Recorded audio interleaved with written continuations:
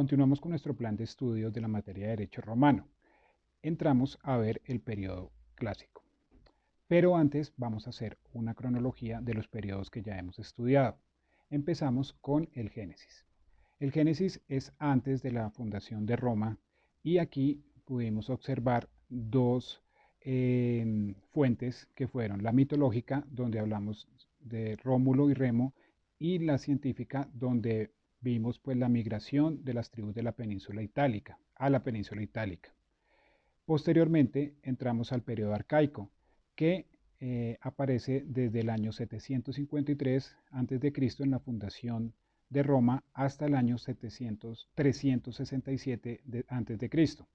Algo importante es que nace el derecho romano a partir de dos fuentes, que son la costumbre de los ancestros y la ley de las 12 tablas, constituyendo el ius quiritium o derecho quiritario. Su interpretación va formando el ius civile.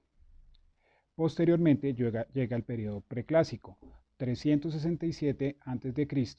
hasta el 27 a.C. Aquí en este periodo aparece como fuente del derecho la jurisprudencia. Recordemos que aquí se ramifica el derecho entre público y privado, debido a la fase del apogeo, donde se origina el pretor, que es el encargado de administrar justicia, más exactamente el pretor peregrino. Este derecho se denomina el ius civile novum. Periodo clásico. Marco cronológico. Desde el siglo I en el año 27 a.C. con Octaviano, primer príncipe, hasta el siglo III en el año 284 después de Cristo con Diocleciano, primer emperador. Su denominación, República Universal Romana, su forma de gobierno, principado, y sus fases, fase Agustea, Adrianea y de crisis. Buenas tardes, hoy vamos a hablar del periodo clásico y vamos a desarrollar la parte de la historia y vamos a hablar de la fase Agustea, la cual va del 27 a.C.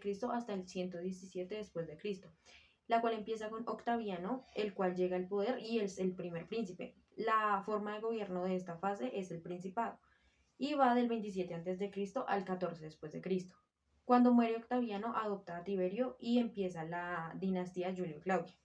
La dinastía es cuando llega al gobierno por descendencia y va del 14 después de Cristo al 68 después de Cristo y está integrada por Tiberio, Clavícula, Claudio y Nerón. Luego de esta empieza la primera anarquía.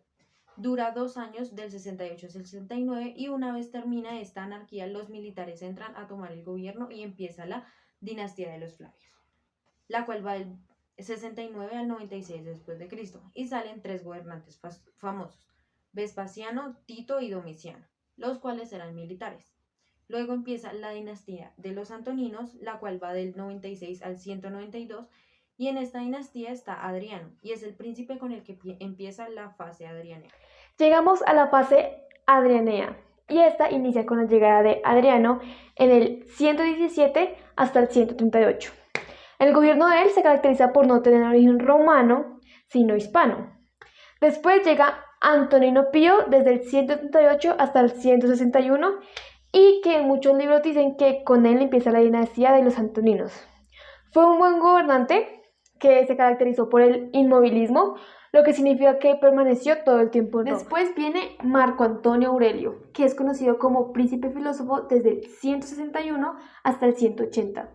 Después viene Comodo, desde el 180 hasta el 192, quien realizó un gobierno desastroso, de tal modo que inicia una segunda anarquía militar, aunque esta solo dura un año. Y luego viene la dinastía de los Severos, que empieza con Septimio Severo desde el 193 hasta el 211, y aquí ya definitivamente se ve la desvalorización de la República Romana. Luego Marco Aurelio Caracara desde el 211 hasta el 217, y se reconoce porque en el año 212 emite la Constitución Antoniana, que se caracteriza por conceder la ciudadanía a todos los que viven en el Imperio Romano. Después viene Baciano y luego de él Alejandro Severo, que es el último de la dinastía de los Severos. Se les va a hablar sobre la anarquía militar. ¿Qué es la anarquía militar? La anarquía militar es la denominación historiográfica del periodo del Imperio Romano que transcurre desde el 235 y el 268, durante el cual el ejército romano en Por ejemplo, acá le voy a dejar dos imágenes de dos generales de esa época. Eh, ¿Qué es el desorden militar? La crisis del siglo III, también conocida como la anarquía del siglo III o crisis imperial, hace referencia a un periodo histórico del Imperio Romano de casi 50 años de duración, comprendiendo entre las muertes del emperador Alejandro Severo, acá les dejo una imagen, en el año 235 y el que sucedió, que fue Diocleciano al trono. Acá les voy a dejar una imagen de Diocleciano. Muchas gracias por escuchar. Muy buenas tardes, compañeros. Ahora vamos a ver la estructura estatal romana. Durante este tiempo, Roma seguía siendo una república, pero estaba restringida por los poderes del príncipe. Y también tenemos que la concepción de ciudadanía se le había dado a las personas dentro del imperio, debilitando así el concepto nacionalista que tenía anteriormente el imperio romano. Tres grandes características fue que primero Roma pasó de ser una república nacional a ser una república universal. En segundo lugar, Roma era vista como una patria común. Y finalmente, la República Romana quedaría circunscrita al territorio italiano. Bueno, como sabemos, la ciudadanía romana estaba restringida al pueblo de Roma, pero con la constitución de Antonini se extendió a los ciudadanos de otras naciones. Y bueno, finalmente, como el gobierno dependía esencialmente de la confianza que otorgaba el príncipe para tener poderes más amplios, nos lleva a la conclusión que el Principado era una de las primeras democracias autoritarias. Muchas gracias. Cabe recalcar que lo nuevo de este periodo clásico es el Principado, como función del gobierno netamente distinta de las magistraturas, de la cual dependía la compleja jerarquía de funcionarios. Los funcionarios eran elegidos por el príncipe y constituyeron la Cancillería principesca. El origen de la burocracia en Roma. También decayó la importancia de las asambleas, que seguían siendo las mismas que en el periodo preclásico. Cabe recalcar que las asambleas no volvieron a administrar justicia. Los encargados de administrar la justicia en la Roma eran los funcionarios. Con estas tareas eran directamente elegidos por el príncipe. El Senado, por contrario, fue el ente que sobrevivió y que menos sufrió tal decadencia. Algunos príncipes hicieron de todo a su alcance para desprestigiarlos, pero no lograron su cometido. Por otro lado, las magistraturas fueron las viejas instituciones republicanas, sufrieron el gran golpe de la instauración del Principado. No desaparecieron del todo, pero en gran parte se redujeron. Gracias a la Cancillería, el príncipe no podía desempeñar personalmente tales tareas. Por eso se buscaban a personas capaces, o sea, los funcionarios, para desempeñar estas tareas. Seguiremos con el periodo clásico, nuestro tema República Romana, desarrollando la evolución del derecho público, la estructura estatal. Hablaremos de los elementos constitutivos del gobierno. La forma de gobierno del periodo clásico es el Principado. Es necesario comenzar con los requisitos para participar en el gobierno, mientras que para el derecho privado se continuó con la autonomía del ciudadano romano. Ciudadanos de plena capacidad y ciudadanos de capacidad limitada permaneció intacta. Para el sexo masculino contaba con el privilegio del derecho al voto y poder ser elegidos a cargos del príncipe. Había una subdistinción entre los patricios y plebeyos. Esta vieja subdistinción fue restaurada por los príncipes, precedieron a la creación de una nueva movilidad, nobleza, mediante la concesión del patriciado, y en segundo lugar estaban los humiliores, pertenecientes a la orden plebeya y ciudadanos de menor derecho.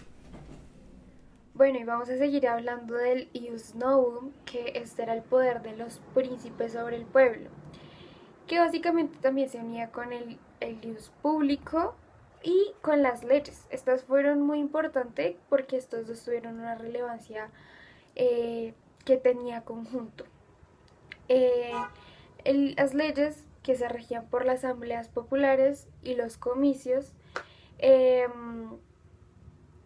se decía que era republicano, democrático y participativo.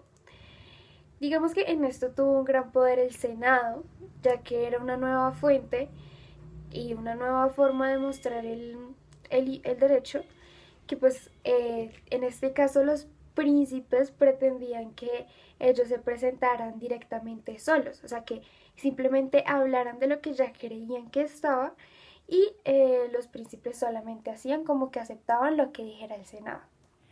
Continuando en el periodo clásico, en donde se presentaba la República Universal Romana, hablando desde una dimensión normológica, explicaremos la evolución del derecho romano. Para esto ubicaremos el ius vetus en la fase augustea y el ius novum en la fase adrianea y en la fase de crisis, teniendo en cuenta que durante todo este proceso se presentó un legado normativo que permaneció. Y hablando de 4 características. La primera es la tendencia de la universalidad del ordenamiento de la República Universal. La segunda es la tendencia de la unificación de los sistemas normativos preclásicos en el ius vetus. La tercera es la formación del ius novum. Cuando hablamos del ius novum nos referimos al conjunto normativo complementario y en ocasiones correctivo del ius vetus. Y la última, la extensión del derecho al ordenamiento estatal. El derecho romano clásico se desvinculó de las tradiciones nacionales. En la fase augustea, los príncipes debían sostener la república en cuanto al tema jurídico. El ius vetus abarcaba lo general, desde lo público hasta lo privado. Y era un derecho que se caracterizaba por ser republicano, democrático y participativo. Por último, les hablaremos un poco del ius novum.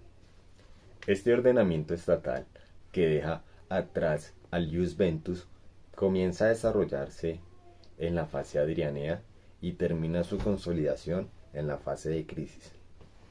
Este se caracteriza por una democracia restringida extraordinaria, es decir, que está fuera de la regla general del derecho romano, ya que por las constituciones principescas, donde los príncipes pasaron a ser la fuente principal del derecho. Esto presentó una disminución en la participación de los organismos constitutivos del gobierno republicano, haciendo de que Roma ya no fuese más una república participativa, ya que el pueblo pierde la importancia en la estructura estatal. Posteriormente, las leyes públicas dejan de ser la fuente de derecho por excelencia y desaparecen, y consigo la denominación de Roma como república.